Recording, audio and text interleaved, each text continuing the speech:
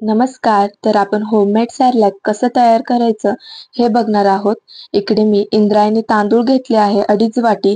त्यानंतर मूग डाळ आणि मसूर डाळ 1-1 वाटी, हिरवे मूग 1 वाटी, हरभरा डाळ अर्धी वाटी, आंबेमोहर तांदूळ 1.5 वाटी, अख्खा मसूर अर्धी वाटी, तूर डाळ अर्धी वाटी. हे सगळं धान्य एकत्र करून स्वच्छ पाण्याने 3 ते 4 वेळा छान वॉश करून घ्या. जोपर्यंत पाणी असं दिसत नाही. तुम्ही बघू शकता इकडे आधी पाणी किती पांढरं दिसत होतं. हळूहळू ते स्वच्छ दिसायला लागलं. मी 4 वेळा वॉश केलं होतं. त्यातला डिफरन्स दिसतच असेल तुम्हाला. त्यानंतर त्याला चांगलं गाळून स्वच्छ धुतलेल्या सुती कापडावर पसरवून घ्या आणि 2 दिवसासाठी वाळवून घ्या. मध्ये मध्ये सारखं मिक्स करत राहा म्हणजे ते छान वाळलं जाईल आणि ते 2 दिवस वाळेपर्यंत आमचा छोटा माणूस त्याला निम्म करतंय का काय नु सारखी मधून मधून खात असते.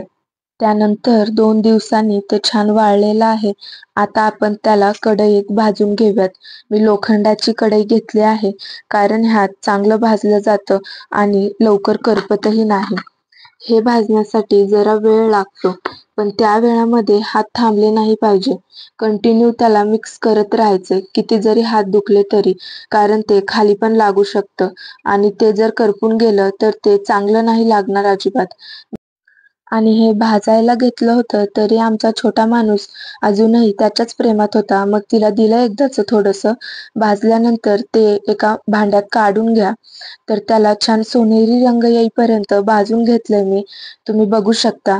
मी 2 पार्टमध्ये भाजलं होतं कारण एवढं सगळं एकत्र भाजलं जात नाही. भाजलं जातं, थोडं करपतं तर थोडं कच्चंच राहतं. म्हणून मी 2 पार्टमध्ये भाजून घेते. त्यानंतर 10 इलायची घ्या सोलून, 10 काजू, 10 बदाम थोडे रोस्ट करून घ्या. अर्धा चमचा ओवा भाजून घ्या. 1 चमचा जिरे छान भाजून घ्या. बडीशेप हलकी गरम करून घ्या. मखाना घ्या, छान क्रिस्पी होईपर्यंत भाजा. ते भाजून झालं नाही झालं तर आमच्या छोट्या माणसाला त्याची वास लागली आणि ते आलं की मागायला. मग तिला त्यातले थोडे मखाना दिले. त्यानंतर इकडे नाचणी पीठ अर्धी वाटी घ्या. तुम्ही नाचणी पीठाऐवजी नाचणी घेतली तरी चालेल. माझ्याकडे पीठ होतं म्हणून मी ते ॲड केलं. तर अर्धी वाटी गव्हाचं पीठ घ्या. त्याला पण चांगलं लालसर होईपर्यंत भाजून घ्या आणि अर्धी वाटी मुरमुरे ॲड करून त्या मिश्रणाला छान एकजीव करून घ्या. थोडंसं मिश्रण मिक्सरच्या भांड्यात काढून घ्या आणि त्याला बारीक ग्राइंड करून घ्या. ओबडधोबड ठेवू नका, नाहीतर लवकर शिजलं नाही जाणार.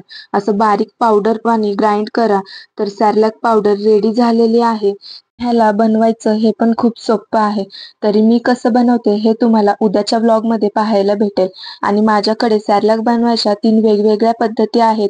त्या मी तुम्हाला रोज एक दाखवेलच. तर सबस्क्राईब करायला विसरू नका. भेटूयात उद्याच्या व्लॉगमध्ये. जय माता दी.